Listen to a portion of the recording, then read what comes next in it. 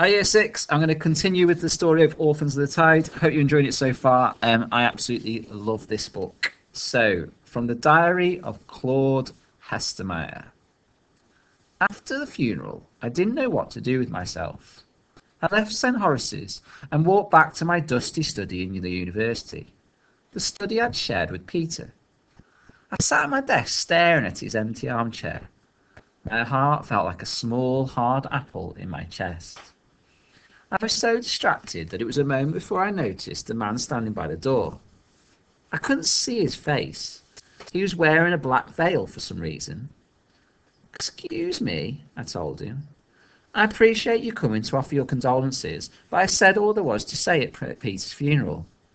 Please leave me in peace." "Professor Claude Hestermeyer," said the man in a deep voice. "That's my name, yes," I replied. "Saying it does not excuse the rude way you've barged into my office." "Don't you recognise my voice?" I didn't, but I did notice the way my fingers were trembling and this tingling sensation running up and down my spine. "Sir, I'm afraid I must insist you leave," I demanded. "That's not how this arrangement works," said the man. "Arrangement? What arrangement? Is this some cruel joke? Peter Lambert was cremated today. Show some respect." Tears trickled hotly down my cheeks. I stood up and marched round my desk, prepared to use force if necessary. But before I got close, the man pulled the black veil from his face. I snapped the pencil I was holding. There, standing before me, was my dear friend, Peter Lambert. Mysterious. Right, the boy, chapter 3, the boy in the green velvet waistcoat. Ellie could hear distant shouts from above. Seawater filled her mouth. Her leg had scraped against the edge of the roof when she'd fallen, tearing her trousers and cutting her skin. She squirmed as the sea salt stung her leg. She looked into the murky depths. Ghostly spires and rooftops rose from the gloom like an underwater skyline. Most of the city had been drowned a long time ago. Ellie scrabbled for the surface, but her coat dragged her down. She cursed herself. The pockets were too full. She'd crammed them with wrenches and compasses, telescopes and oil canisters, penknives, screws and matches. A smoke bomb and a pocket watch floated past her head. She was about to wriggle out of her coat when she heard a deep, watery clunk. She looked up and her heart leapt. The pole end of the fencing tool. With a surge of strength, Ellie grabbed hold and was hoisted up immediately. The sounds of the surface crashed in and around her, and she was blinded by the sudden light. She spluttered for breath as she was hauled onto the roof of the chapel. "Ellie!" Anna cried, dropping down next to her. The young guardsman was there too, clutching the fencing tool. "Hargreth's taken the boy, hasn't he?" said Ellie. She coughed and seawater dribbled from her mouth. Anna nodded. With great effort, Ellie hauled herself to her feet. "Ellie, sit down or you'll throw up," said Anna, stepping back hastily. But Ellie shook her head. She wiped her lips with the back of her hand and staggered forward, weighed down by her sodden clothes. She held out her hand out to the guardsman. "Thanks for saving me," she said. The guardsman looked uneasily at her hand. It was the one she just wiped her mouth with. "You need to go back to the workshop and change," said Anna, peeling seaweed from Ellie's neck. "Here, let me take this," she added, tugging at Ellie's sopping wet coat. "No, I'm fine," said Ellie, pulling it protectively around herself. "You'll catch a cold," Anna insisted. All right," said Ellie, shedding the coat resentfully. "But I can't go to the workshop yet. I have to get to the inquisitorial... I'll start again. Inquisitorial keep. Someone needs to defend that boy. He's not the vessel." "Ellie, if the Inquisitors want to kill him, then we probably shouldn't get in their way." "But the vessel always knows they're the vessel, according to the books I've read, and that boy didn't even know his own name. Also, the vessel always looks ill, but Seth seemed very healthy. Well, under all that blood anyway. Now listen, I need your help on an important mission." Anna's eyes pricked up.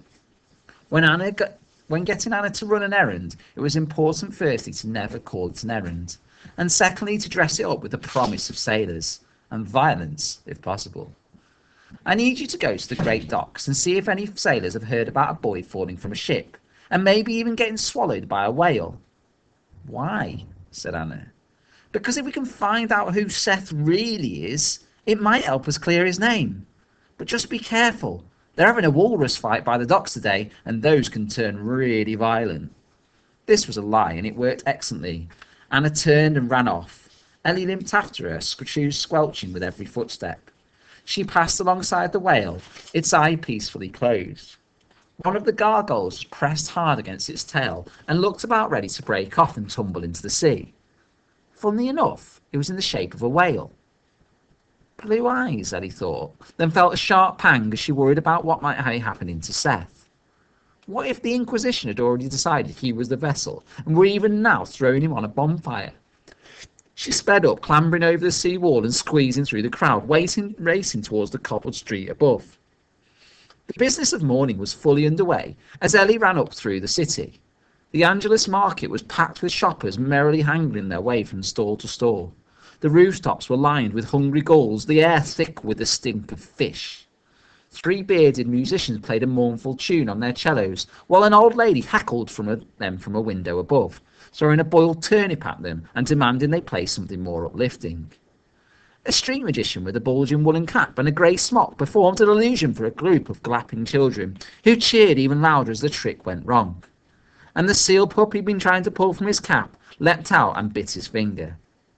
Ellie slowed down, rubbing at the cut on her leg. It was still stinging terribly from the salt water. "Nellie!" called a happy voice. She looked up and grimaced. A smiling boy was walking jauntily towards her, dressed in a fine leaf green velvet waistcoat and a black cloak. "You're all wet," he said, looking her up and down. He had short golden curls, a sprinkle of freckles across his cheeks, and bright blue eyes that stared intently. He was slightly younger than Ellie, and pretty. He looked like a cherub who had grown up and shed its puppy fat, some angelic boy who mothers would coddle and priests would steer eagerly to the front of the choir. "Yeah, I've just been swimming," she said, trying to sound cheerful. He noticed the tear in her trousers, frowning in concern. "Are you okay, Ellie?" "Fine." Ellie took a deep breath. "What do you want, anyway?" Oh, the boy seemed surprised by Ellie's bluntness. He fiddled with the silver chain around his neck, from which dangled an assortment of trinkets, keys and seashells and brass figurines. "Well, I heard a boy came out of a whale." "I don't have time for this, Finn," said Ellie, and she hastened up the street. She passed a priest standing on a wooden platform in his black robes, yelling to the sky. "Trust not your neighbour," he cried, "for the great enemy could be lurking behind his eyes. Trust not in your family or even yourself, but fear not. The gods may be gone, but the saints watch over us and have sent the Inquisition, brave men to keep us safe from ourselves." "How do you think he was able to breathe in there?" said Finn, skipping at Ellie's side. "Where?" "The whale, of course." "Oh, I don't know, Finn. Maybe he stuck a tube out of its blowhole." "You don't have to be rude. I was only curious. Where is he now?" "Hargrath's took him," said Ellie. "He thinks the boy's the vessel." "Oh, no. I'm sorry. Can I help?" "No," said Ellie flatly. "I'm going to speak to the Inquisitors." Girl, come here this instant." An old man was shuffling through the crowded market, wheezing and hugging a large mechanical device to his chest. It looked sort of like a metal crab, but was the size of a small pig. He glared down at Ellie. His eyes were so large they magnified his eyes to twice their normal size. No, sorry, his glasses were so large they magnified his eyes to twice their normal size. "Now listen here, this oyster catcher machine of yours is broken, and every moment it's not working is time I'm losing business." "I'm afraid I'm really busy at the moment, sir," Ellie said politely. "There is this whale." "Whale?" the man snapped. "I don't care about whales. Oysters, girls, oysters. Now you built this machine so you can fix it." She sighed. "I didn't build that machine." The man squinted. But you're Hannah Lancaster, aren't you? The inventor." "Yes, I'm Ellie." No, I'm Ellie, her daughter." "Oh," he readjusted his glasses. "I thought you were shorter than I remembered. So where can I find your mother?" Nowhere. She's been dead for 5 years. Oh, said the man again, rocking back on his heels in surprise. Well, I still need this machine mending, and I expect you to do it. Ellie grimaced, looking up to the city peak. Every second of delay put Seth in more danger. Shame she's dead, though, the man muttered to himself. I doubt we'll ever see her talents again. With a sigh, Ellie took the oyster catcher and placed it belly up on the cobblestones. I can help with that if you like, said Finn, but Ellie ignored him. She fished out a screwdriver from her wet trouser pocket, shoving it into oyster catcher's underside and prizing off a metal panel. She peered inside, prodding the countless cogs that made up the machine's innards. Blockage, she muttered. Rummaging in her pocket, she pulled out a brass key, a walnut, and finally a long pair of tweezers. Biting her tongue in concentration, she extracted the blockage, a glittering moon-white pearl. That's mine, said the man. It was in my machine. Give it to me. Ellie rolled her eyes and dropped it in his outstretched hand. Fine.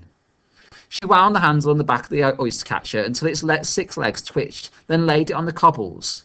It waddled along the stones, gathering up imaginary oysters with its 2 tiny arms. Bye, Ellie yelled, darting back into the marketplace, between a girl leading a goat and a handcart laden with fresh sardines. Unfortunately, she had failed to shake off Finn. I could have fixed that in half the time, he said proudly. Say, remember when I helped you build that boat, the one that goes underwater? We should really fix it one day. Ellie turned sharply left. 4 burly men came down the street carrying a dead tiger shark on a plank, its toothy mouth lolling open. Ellie slipped round them, leaving Finn on the other side. So this boy, he said, reappearing next to her, what can he do? Is he really clever or something? You're not hoping to replace me, are you? As what? Said Ellie. You're nothing to me. Finn shook his head, smiling as if she'd made a joke. So why are you trying to save this boy's life then? You seem so on edge, Nellie. Why are you bothering? Because he didn't do anything wrong. Ellie squeezed through a crowd gathered eagerly at the feet of another preacher. My friends know this. Whenever the vessel returns, a brave soul will rise to destroy it and take his rightful place among the saints. Why, this brave soul, he could be one of you. The crowd oohed appreciatively. Hey, cried a young man with copper hair, bouncing gleefully at the edge of the crowd. Guess what? They've found it. They've actually found it. What? Said the scowling old woman. The vessel, cried the man, ruffling his hair with excitement. Hargraith caught him just now. He truly is a saint. The crowd cheered. The copper-haired man hugged the old woman, and she grimaced and swatted him away. Ellie felt a surge of fresh panic and wriggled free of the throng, then groaned when she found Finn still walking right next to her. Everyone seems so happy, he said. Maybe you should just let him get on with it. It's not your job to help strangers. My job has nothing to do with it. It's about what's right, said Ellie. Finn's eyes narrowed. I don't think that's the real reason, Nellie. They could execute him, Finn, an innocent boy. I see. You feel guilty. That's why you're doing this, isn't it? Ellie felt her tummy twist. She swallowed. Stop it, Finn. Finn's eyes went wide. I'm right, though, aren't I? You feel guilty for what's happened before and think that if you could help this boy out, you'll make everything okay again. Finn! I'm not sure how you think you can rescue him, though. You're just not that good at saving people. Shut up, Finn, Ellie said, hurriedly climbing the stone staircase that led past the university. Sorry, said Finn, skipping after her. But just so we're clear, I'm right, aren't I? You're trying to make up for that nasty business with... Finn's smile flickered and died as Ellie grabbed him by his lapels, shoving him up against the wall. The trinkets around his neck jingled. Listen to me, Finn, she told him. Leave the boy alone. But I just want to help. I like helping you. I will never need your help again. She let go and Finn sank down the wall, fussing over the loose buttons on his waistcoat. Ellie carried on up the stairs. Sometimes, Nellie, he called after her, I wish you were nicer to me. She turned to look back down at him. And sometimes, Finn, I wish I could kill you. There you go. That's the end of that chapter. All right. So obviously they've got this child Seth, is captured by this guy called Hargrave, and they seem to think that he's the vessel, as they're calling him. And Ellie, she's trying to save him. And we've got this new mysterious character called Finn. This little boy has been introduced as well. All right, guys. Hope you enjoyed that. See you later. Bye.